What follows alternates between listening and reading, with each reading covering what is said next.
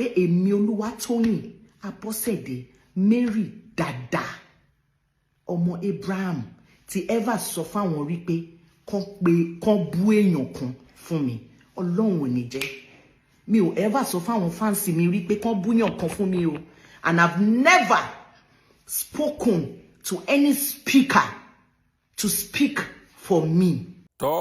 Lẹ́yìn ọ̀pọ̀lọpọ̀ wàhálà tí LIZZY Anjorin tí ó bá Toyin Abraham fà, Toyin Abraham ti padà reply LIZZY Anjorin o, ó dẹ̀ ti padà sọ̀rọ̀ sí i padà wípé ó sọ nínú ọ̀rọ̀ rẹ̀ wípé ó ní òun ò ní láyéláyé sọ wípé káwọn fans kan máa bá òun bú èèyàn kan tàbí òun gangan fúnra òun máa jáde láti bá bú èèyàn kan ó ní rárá o, òun náà ò ní láyéláyé ṣe bẹ́ẹ̀.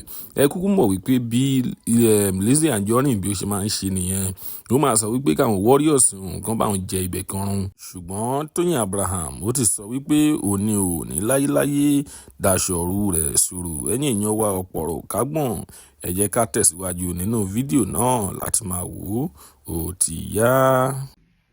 Or to abuse somebody, or kan bú family èèyàn kan, or kan bú èèyàn kan, Ọlọ́run ò ní jẹ́ kémi rí rẹ̀ láyé mi. I have never done it and I will not do it. Níwájú Ọlọ́run Baba, Ọmọ àti Ẹ̀mí Mímọ́. I am not doing this as Toyin Abraham the actress. I am doing this as Ìyá Tèmítọ́pẹ́, Ìyá Ire Olúwa. I am doing this because I am protecting my children. And after this, I have said this with my mouth. I am an actress. Nǹkan tó bá wù anybody kan sọ. But I am saying this again and again. You can mo lè bá anybody sọ̀rọ̀. I can talk to anybody. I can be anybody's friend. But there is nobody to abuse anybody. Tí mo bá dákẹ́ kò ṣe pé mo jẹ̀bi. But when you get to a level in your life, ẹ̀gbin máa bẹ, kò sí tẹ́gbin bá bẹ, wàá gbà, wàá mú kúrò lára.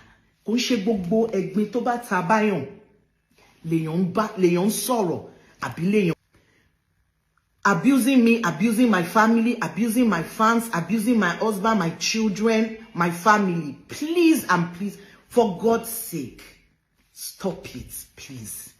I am saying this because I work with a lot of international organizations. I work with them. And I don't want to react. Because gbogbo Yoruba kan náà là ń sọ. Àìmọye ló. When you're dealing with white people, 10 years to sọ nǹkan. Fún èmi gan láti sọ pé kan stop is going to be difficult.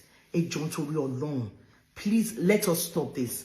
I am not doing this as Toyin Abraham the actress.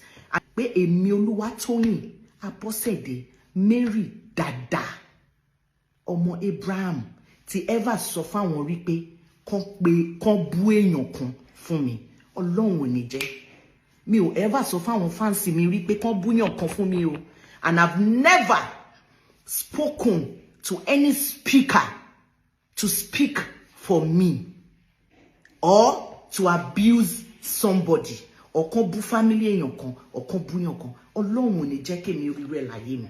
I have never done it and I will not do it. Níwájú Ọlọ́run Baba, Ọmọ àti Ẹ̀mí Mímọ́. I am not doing this as Toyin Abraham the actress. I am doing this as Ìyá Tèmítọ́pẹ́, Ìyá Ire Olúwa. I am doing this because I am protecting my children.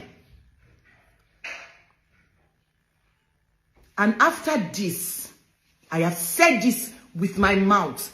I am an actress. Nǹkan tó bá wù anybody kan sọ. But I am saying this again and again. You can mo lè bá anybody sọ̀rọ̀. I can talk to anybody. I can be anybody's friend. But there is nobody to abuse anybody. Tí mo bá dákẹ́ kò ṣe pé mo jẹ̀bi. But when you get to a level in your life, ẹ̀gbin máa bẹ, kò sí tẹ́gbin bá bẹ, wàá gbà, wàá mú kúrò lára. Kò ṣe gbogbo ẹ̀gbin tó bá ta báyàn lèèyàn sọ̀rọ̀ àbí lèèyàn abusing me, abusing my family, abusing my fans, abusing my husband, my children, my family. Please and please, for God's sake, Stop it, please. I am saying this because I work with a lot of international organizations. I work with them. And I don't want to react. Because gbogbo Yoruba kan náà là ń sọ. Àìmọye ló. When you're dealing with white people, 10 years is so nǹkan. Fún èmi gan láti sọ pé kan stop is going to be difficult. Ẹ jọ̀ọ́ nítorí Ọlọ́run. Please let us stop this.